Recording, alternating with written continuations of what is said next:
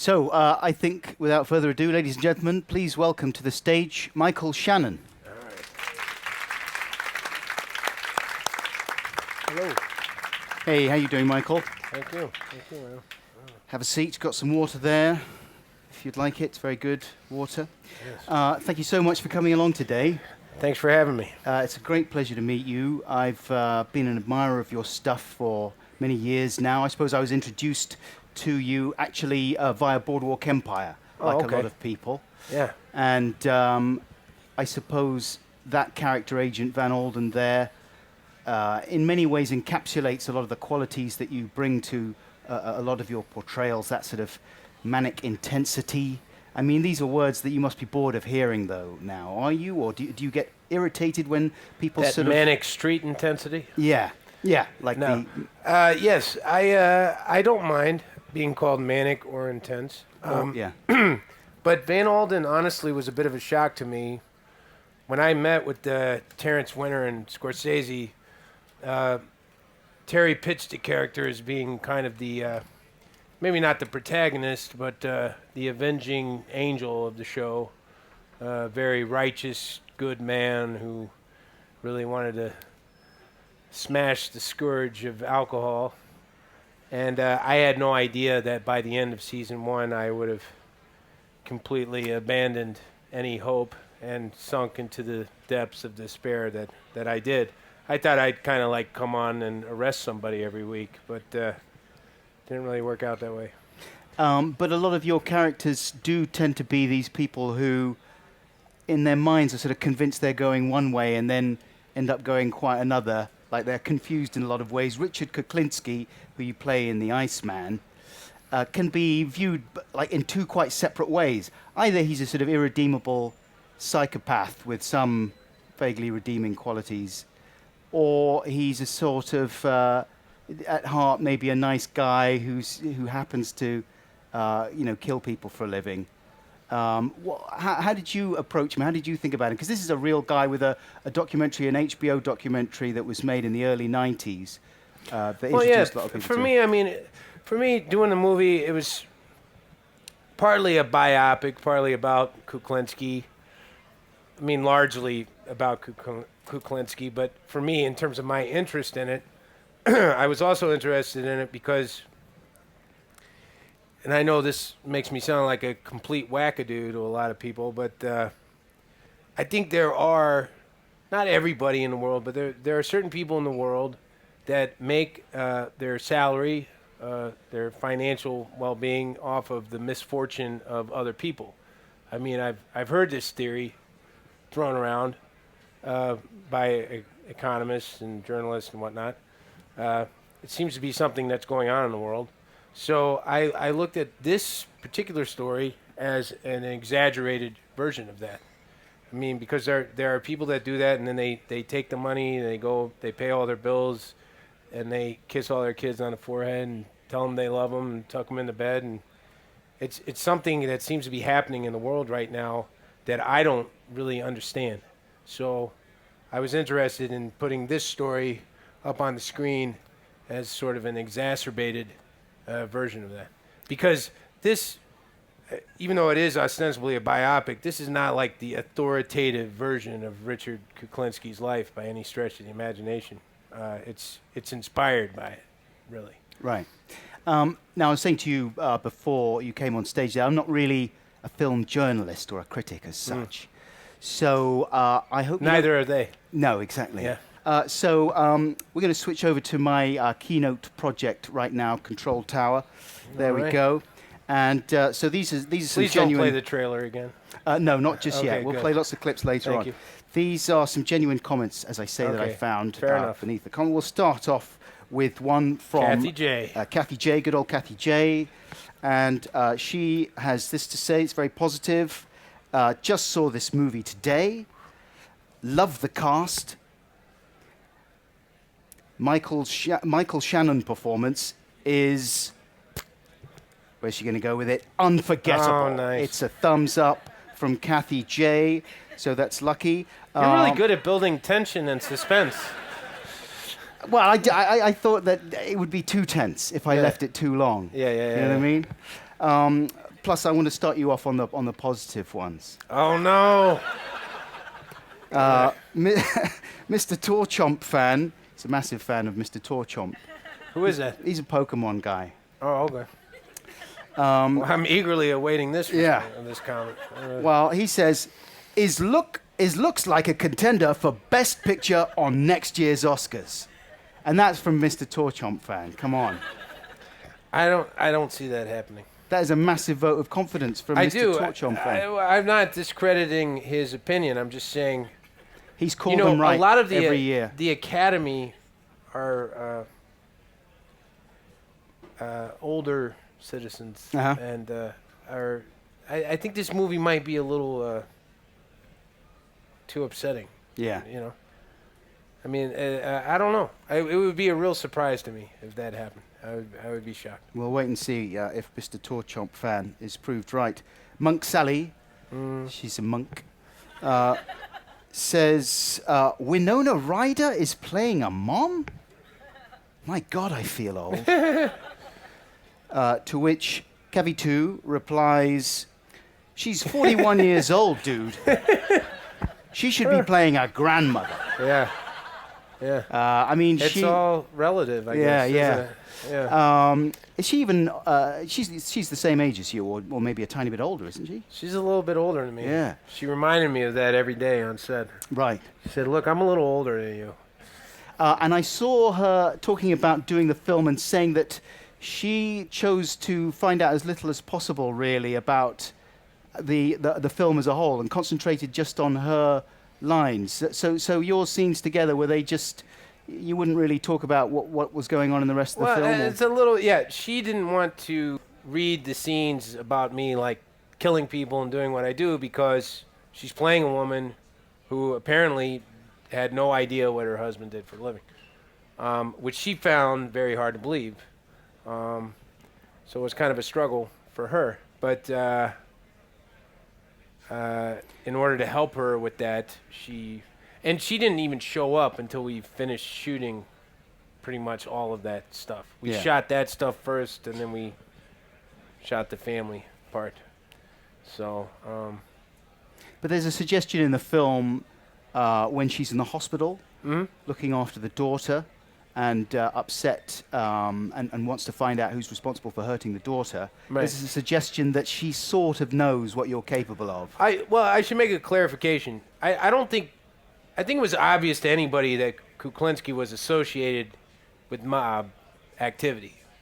I mean, for example, the scene where she explains to my friends what I do for a living, she's basically describing money laundering. That's what currency exchange is. So I don't think the idea is that she thought I wasn't a criminal or that I didn't mix with the mob. It was just the actual murders were a shock to her. Yeah. I think, but it's hard to know. This is a very elusive story because you never really know who to believe. You never know when Kuklinski's telling the truth. In the interviews, he contradicts himself all the time. I mean, you're talking about a guy when the interviewer asks, well, how many people did you kill? He's like, well, somewhere between 100 and 200. That's a very vague statement. That's like saying, my football team won 10 or 20 matches last year. It's a big freaking difference. So, and then the woman, her real name's Barbara. She, I mean, you see her in the interviews on HBO, and she seems very sincere. It's hard not to believe her when she says she didn't know what was happening. So she didn't really want to have anything to do with this, and she kind of disappeared. So, but that's why I said, like earlier, to say that this is a completely accurate rendering of what happened would be foolhardy, I think. Right. Well, we have a comment here from Ted Grimm, who says, looks good, the film. As always, I wonder beforehand how much literary license will be taken opposite the book. He's talking about the well, that's in and of itself, that's an interesting statement, because there are two books. Right. And according to my director, I started reading one of them, and the director said, "Oh, you're reading the wrong one." Which was the one that you read then? Because there's the... I think I was reading. I don't even want to say out loud which one I was reading because that could get me into a lot of trouble. Okay. All I'll say is I was reading book A, and he said, "Oh, book A is full of lies. You should be reading book B." Ah. And I said, "I tell you what, I won't read either one of them, and I'll just watch the interview and listen to the guy talk, and I'll go off that." So Right. that's what I did. Right, there you go. But, I mean, as you were saying, though, this is a version of the events. It's sort of inspired by the anecdotes, I suppose you could call them, in there. Yeah, I mean, look, I got an unedited copy of this interview that he did. It's over 20 hours long. And for 18 of those hours, like what you see on HBO is like an hour long, they edited it together. So there's another hour of interesting stuff that HBO didn't put in there because it wasn't about killing, it was about like what his hobbies were. And then the other 18 hours are him either saying, "I don't know, I don't remember," or "I don't want to talk about that." So it's very hard to make a comprehensive study of somebody's life whose 3 favorite sentences are, "I don't know, I don't remember, and I don't want to talk about that." Yeah. So Let's have another question. Only way to know is to go and see it. Ted Grimm decides. There he is, anticipating the joy with his little quiff there on top. Shank Marvin, who's in the Scary Shadows, says, not sure if any movie can be as scary as the real Kuklinski. Those HBO tapes are about as chilling as it gets. Most killers are sloppy and usually chasing some high, but when they are as intelligent, calculating, violent, and cold-blooded as Kuklinski, then you had a real problem on your hands if he was after you. is this his dissertation? Yeah. What the hell's going on? There's quite a lot of long essays under the thing. Having said all that, he does start to grow on you when you watch the tapes. And he did seem to at least live by some code of ethics relative to his situation, of course. I mean, that's the thing, is it, and in the film he talks about not wanting to kill women or children. But really... They don't taste as good. Well, the funny thing is that as intelligent, calculating, violent, and cold-blooded as Kuklinski was, the fella that Chris Evans plays was even more so. Mr. Softy Because, or yeah, Mr. Freezy in the... Yeah, because Kuklinski would, like, shoot a guy or get violent or whatever, but Prange was like, you know what I do? I just spray cyanide in their face, and they don't even know what happens, and then they die. And there's no, like, emotional release or catharsis or anything. It's just like they would start talking about just ways to walk past somebody and kill them without them even knowing it. And he picked that all up from Robert, and that guy was really tweaked. He was a Vietnam vet, very troubled individual. But yeah, he is a complicated guy. I mean, for my money, I would not have had any interest in making the film if I didn't feel like he was complicated. Mm-hmm. Yeah, and he did have ethics. And he regretted, there's a scene in the movie, a very famous story he tells that I feel like he really, really haunted him. There are things he did that haunted him his whole life. And that he knew he was not completely ignorant of right and wrong. Well, in the trailer, there's the moment with James Franco when he gives him half an hour or 10 minutes or whatever it is to pray. Right. He's sort of aware. James Franco is saying, "No, don't kill me." And he's saying, "Oh, please, God, please, God." He's like, "Oh, well, God, if you're interested in God, then let's give him half an hour and see if he comes and saves you." Right. And of course, nothing happens. And he Right. says, well, maybe God was busy. And that's the bit that he says in the HBO documentary that he genuinely regrets. Yeah. Why do you think he would regret that, apart from, as opposed to anything else? Well, I think honestly, he probably regretted it because he knew that for that period of time, that man was going to have some hope, and he knew that there wasn't any hope. And it's unfortunate. I think in a movie, it's not quite as I don't know how to say this diplomatically. It's not quite as, the force of that event isn't quite as huge as it may have been in real life, just because I don't have an actual gun with actual bullets, and James Franco knows at the end of the day that he's going back to film school or wherever it is that he's going. So it may not have had the full wallop it should have, but live and learn. Yeah. Fofo Johnson, the 13th of the Fofo Johnsons, Nah. says, unlike other serial killers, Kuklinski was not just a loner with mental problems. For many years, he lived the outward life of a loving family man, while at the same time secretly being a contract killer. It is the family connection that tends to draw people to liking him, despite his murderous background. Look at his sexy murderous background.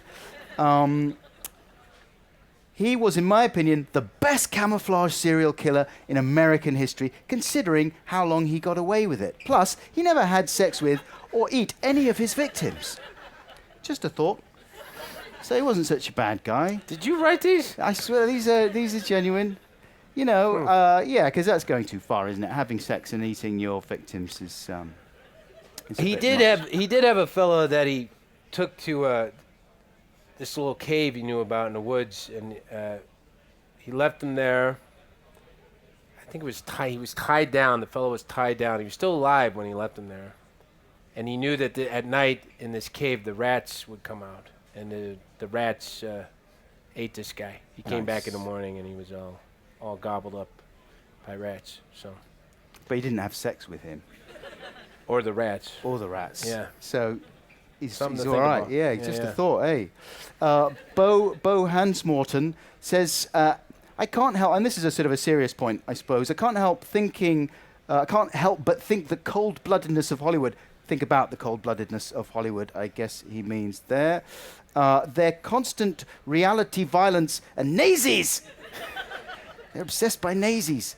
But what is up with the fixation on all the bullcrap we all don't want to come near? So that's quite a big question there. What is up? What is up with that? And why are they all fixated on nazis and bullcrap that we don't want to come near? I mean, he's put it in a humorous way there, but there's a serious point underneath there. What is the ongoing fascination with... portraying some people. Some of the comments underneath this are like, "Don't even make a film about someone like this. Stay away from it." What do you think? Well, I think that's overly simplistic. I mean, look, movies have genres. These genres have existed for decades. There are crime movies, there are romantic comedies, there are westerns, there's science fiction movies. Films about nazis. You could argue they're what? Films about nazis. Nazis, exactly. World War II movies. You could argue that any of these genres do not need to exist anymore. And you could argue the importance or worth of any of them. I mean, you could actually argue that maybe the world would be better off if nobody ever made another movie ever again. So I think that's...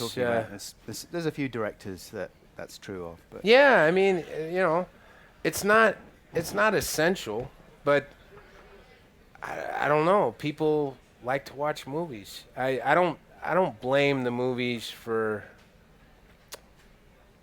what happens in the real world. I don't think anybody based on my seeing them. I've seen the movie twice, and I don't get the impression anybody's going to see the movie and say, "Oh, I should go kill somebody." That looks like a lot of fun. I mean, if anything, I think Richard Kuklinski, one thing I think is kind of indisputable is that he had a very sad, anxious, stressful life.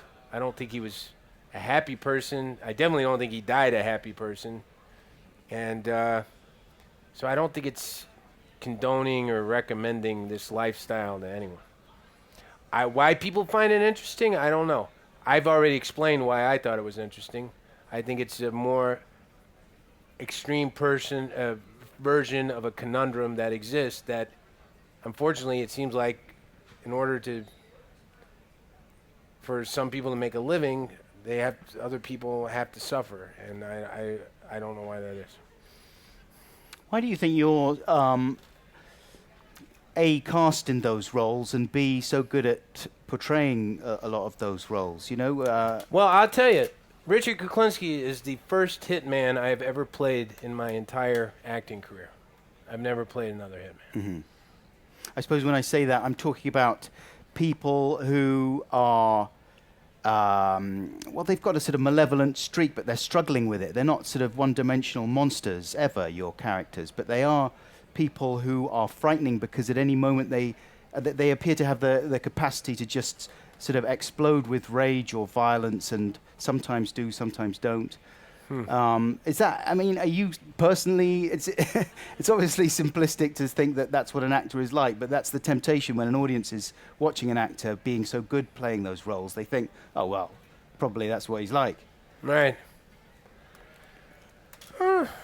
Yeah, I don't really know how to answer that. I mean, I've never been arrested for anything.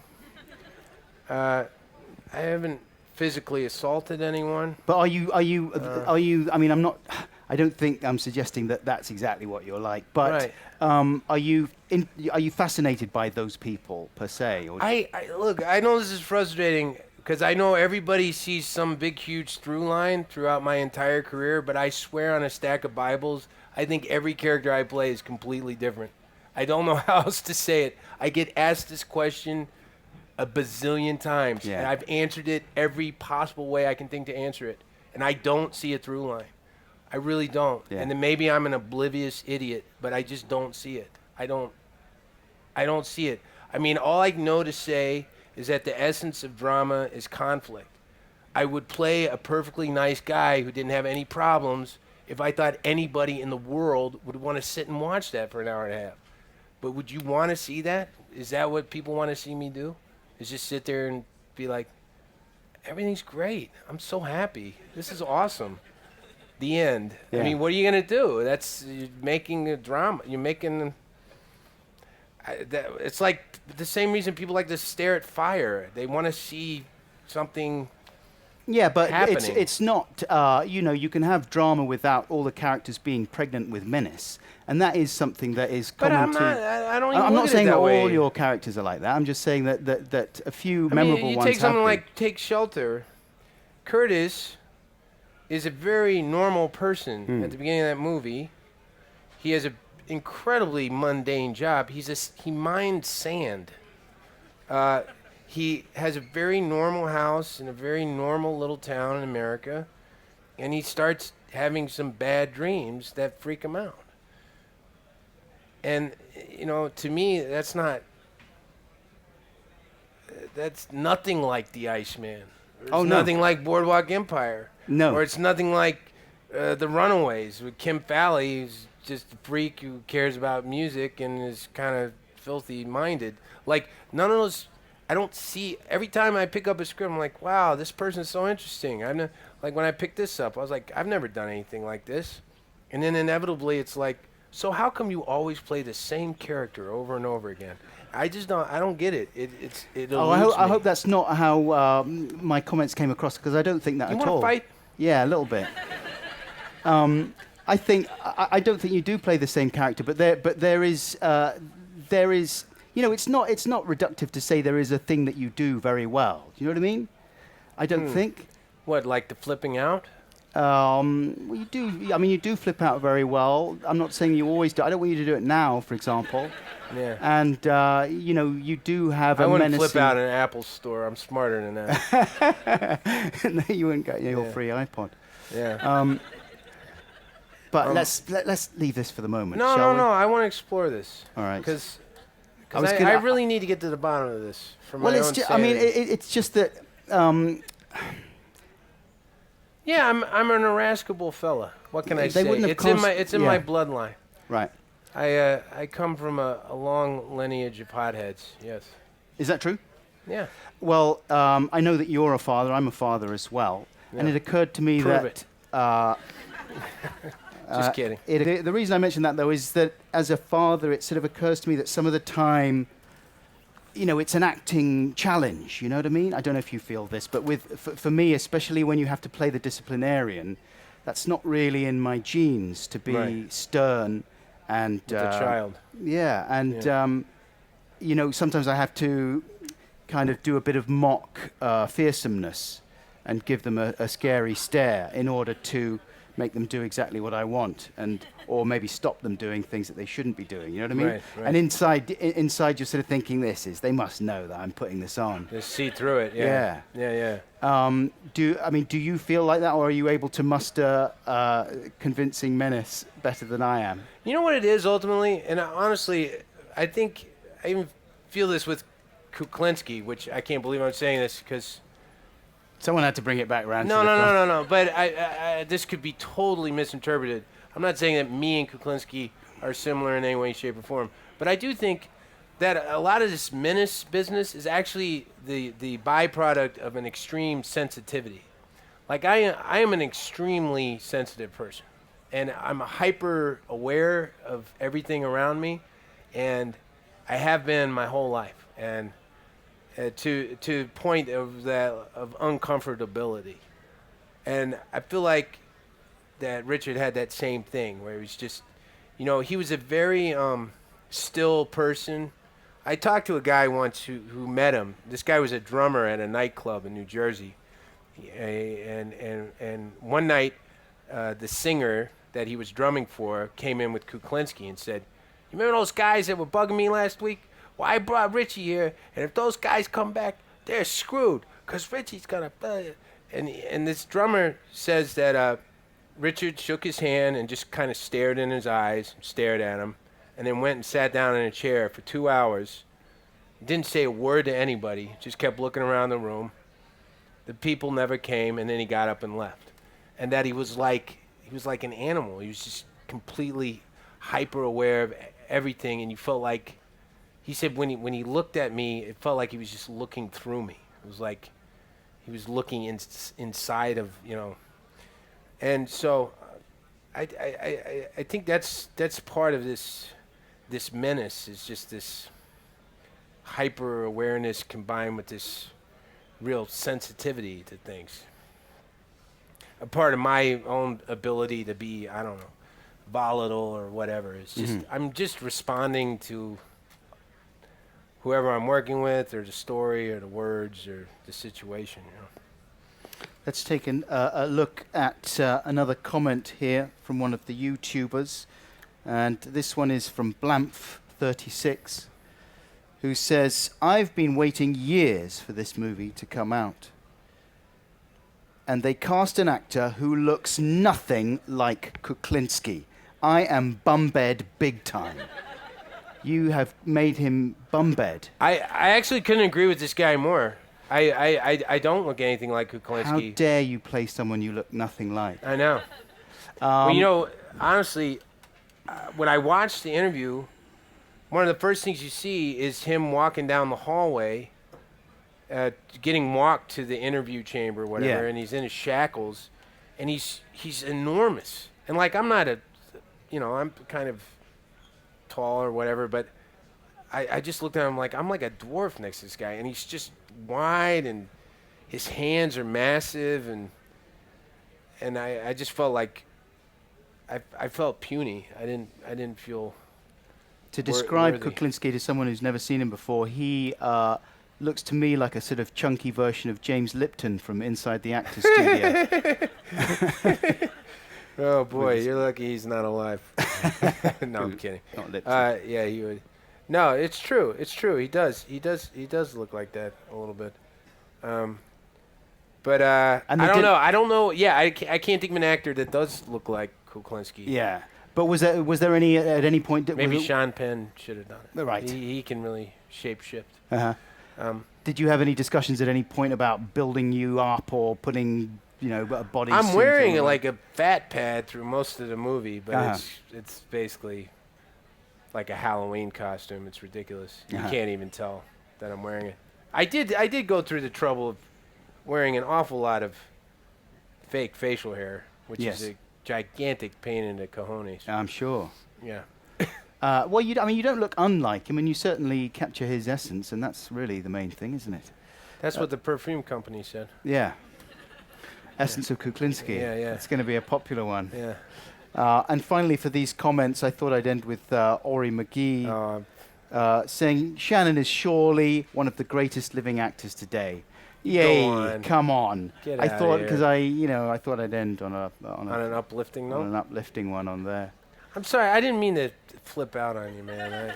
I feel bad now. I No, feel like no. there's Listen, it was an edge. I was sort of there's trying to an tiptoe. acrimonious- No. I was trying to tiptoe around or sort of shift the responsibility for asking that question to the YouTubers, just because it is such a. I mean, it's such a tedious and obvious question to ask you. People want to know. But it is something. Yeah, you're sort of intrigued, I suppose, or at least I'm intrigued. I apologize to people who. No, it's an insight though that's somebody somewhere might find interesting is that actually I do a lot more theater than anything. Right. And my favorite theater is theater of the absurd, and it's because it can constantly change on a dime without being so stuck in some narrative form. That it just feels a lot more like life, because I feel like life is essentially completely absurd. So, and that a lot of these stories, even though they seem very volatile in their context or whatnot, what I'm drawn to is that absurdity more than anything. Should we take a look at? It's country. It's banjo hoedown time. Come on. Should we take a Let's look do some line dancing. at another clip from the film right From now? the Iceman? From the Iceman, yeah. You know what's funny? Is the guy sitting next to me in the back seat is John Ventimiglia, an actor named John Ventimiglia. If you've seen a movie called Jesus' Son, which was a movie I made a long time ago, in that movie I shoot him in the stomach. And there I am all these years later, sitting in the backseat of his car. And I think do you shoot him again, even, in that film? No, he gets bumped In off by this, someone else. I missed him with the cyanide. Right, exactly. But yeah, it was just so weird after all those years Yeah. to see him again. And 'cause that was a while ago. That was And there's Ross, of course, in the Ross. front seat. I know David. I did a play with David in Chicago at his theater, Looking Glass. Yeah. So I've known him. Yeah, the only person in that car I didn't know was Ray Liotta. Oh, yes. How was that working with him? It He was a looks lot of really fun. intense. Is that what he's like in real life? I'm joking. He's a furnace of calamity. Yeah. No, he's very intense, but he's very funny. He's fun to work with because and I know this is such a cliche, but you just don't know what he's gonna frickin' do when Yeah. the camera's rolling. He'll do the weirdest stuff, and or like right before a take, he'll just say something completely bizarre, and just throw everybody. He's very much about trying to find the moment, being present and all that. It's cool. And, I mean, you've worked with Werner Herzog a few times as well. So he strikes me as someone who's not totally different to that as well. Like, isn't he quite an unpredictable character? No, not really. I mean, Werner, I don't know. The experience I had with Werner, at least on what I did with him, is that he knows exactly kind of what he wants. You'll show up to do a scene, and you go on set, and he'll come and he'll be like, so this is what's going to happen. You're going to sit here, and she's going to sit there, and then you're going to say this, you're going to stand up, and you're going to walk over there. He'll, like, act the scene out, like, act all the parts out, and it'll be like, and then you basically stay there until you do it basically exactly the way he showed you Right. how he wanted you to do it. Have you seen the documentary My Best Fiend about his relationship with... I've seen bits and pieces of it. I Klaus Kinski. haven't seen the whole thing. Oh, no. it's good. I recommend it. You know what's really good, though, is I watched on the plane over here is Jack Reacher. Where Right. he plays That's the man right. who ate Yeah. his own fingers off in Siberia. Yeah, it was very strange to see him popping up in that. It was just so funny because, well, I don't want to ruin it for people who haven't seen it, but it was just really weird seeing Tom Cruise and Werner Herzog act together. That's it. He should do more Truly. villainous roles. He's pretty good. Actually, I think Herzog should have played Jack Reacher, and Tom Cruise should have played the Zick or whatever the hell the he was. milky-eyed, fingerless Yeah. villain. Yeah. Can you imagine Tom Cruise saying, "I chewed all my fingers off in a Siberian I'd like to see prison"? him, and doing the Yeah. accent as well, the Yeah. Werner Herzog Oh, that's accent, pretty good. That's pretty good. and talking about murder. And Yeah. yeah. Yeah. If anyone has any questions that they'd like to ask Michael, now's probably a good time to do so. If you have something you'd like to ask, you don't have to. We can move on very quickly if you don't. But raise your hand if you would like to ask a question. This gentleman over here, hang on one second. We're going to get a microphone to you. What's your name, sir? Tom. Hey, Tom. Hi. Earlier on, you talked about reading in preparation for the Iceman. I was wondering for Man of Steel if you've read anything, any comics for that, what you've read, and if there's anything you'd like to see in future Superman or Justice League films.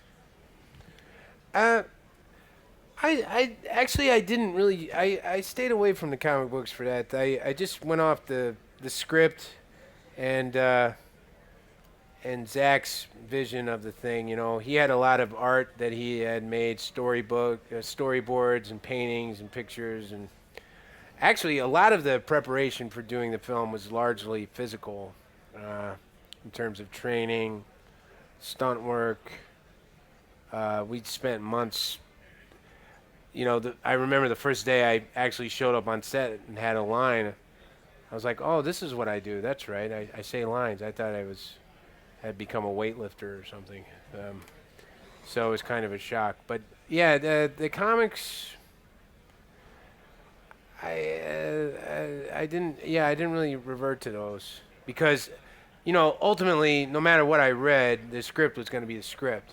It's not like I could go in with an issue and say, "Hey, but look what happens in this." They'd be like, you know, Zod wouldn't do that. Yeah. So I felt like it was best to just stick to their vision of it. Do you say Neil before Zod in the film? Not in the film, no. Do you not? But just in life? Yeah. Sure, why wouldn't you? From now on, you're going to be saying it a lot, I think. No, I have a lot of reverence for Terrence Stamp's portrayal, and I wouldn't want to. That's his thing. My thing is different. My guy isn't really actually that interested in forcing anybody to do anything. He just wants Krypton to be a great place to live. Sure, we all do. Yeah. Does anyone else have a question for Michael? Yes, sir. Hang on one second. We'll get a mic to you. What's your name? Reese. Hello, Reese. Hello. I'm a massive fan of Bulwark Empire, and I think cool. you're absolutely amazing in it. And Thank you. you touched on before how much the character changed within just the first season alone. Do you see him kind of, obviously there's some more big changes happened last season. Do you see the character kind of moving even further away, or are we kind of starting to get back to his crusade against everything he's for, but in a slightly different way coming soon? Because he's been he's confused. He's been a little confused. Yeah. You know, I honestly, I don't know. I mean, being on the show is like, it's like in those movies where they blindfold you and take you to a secret location, and you don't know where you are and you're disoriented. That's what it's kind of like. I have no idea where the show is going, what direction my character is going in, what's going to happen. There are very few people that know, and honestly, everything happens so last minute. Like you get your scenes a couple of days before you start shooting them for a particular episode, so it's really hard to know where it's heading towards. I mean, I would certainly hope so. Because otherwise I don't really know what the point of the character is. If he just keeps descending and descending into a worse and worse situation, then what? I don't know, what's the story? I don't know. But I don't have any answer to that. I'm as clueless as anybody else. Let's take one more question. That's all we have time for. You, so I think you put your hand up first over there. We'll just get the microphone to you. Are there any actors that you haven't worked with yet that you have a hankering that, you know, I'd like to work with him or her? I like Vincent Cassel a lot. And also, there's another French actor. I don't know how to say his name right, but he was in Rust and Bone. Matthew. Do you know how to say it? Does anybody know it? What? That's it. That guy. He's amazing. I really love him. What was his name again? Matthias Schoenaert. I've worked with Christopher Walken, so I don't really have that problem, but it was in Kangaroo Jack, so maybe he'll give me another chance someday. Let's see. It's more directors, honestly. It's more like directors I want to work with. I'd love to work with Joaquin Phoenix. I thought he was in The Master. He was really amazing in that movie. And which directors are you thinking about when you talk about directors? Well, you'd like to work with? Paul Thomas Anderson is Right. pretty high on that list. Michael Haneke, I like to work with him. You could do a light comedy together. That would be nice. Yeah. No, we're gonna make the sequel to Caché. Yeah. Where you find out. Yeah. No. Yeah. What other directors? I really wanted to work with Kozlowski, but he's dead. Bastard. He's very selfish. Yeah. Well, I would like to work with David Lynch. well, he produced the Herzog. He executive produced it. Right. The producer of the Herzog movie is basically David's business partner. Oh, I see. Right. Eric. Eric. And It's a strange name. yeah, Eric. And I think Lynch basically was like, I will help you in any way I can, which meant putting his name on the poster. Right. Yeah. Okay. And people when we were at Venice, and people asked Werner, was like, so how did Lynch's involvement influence you? Lynch has no influence on me. I influenced Lynch. Lynch learned from me. It was pretty funny. So. Well, I think that's all we have time for today, Michael. But thank you very much indeed. Thank for you. coming in. Thanks and for having talking. me. It was a pleasure.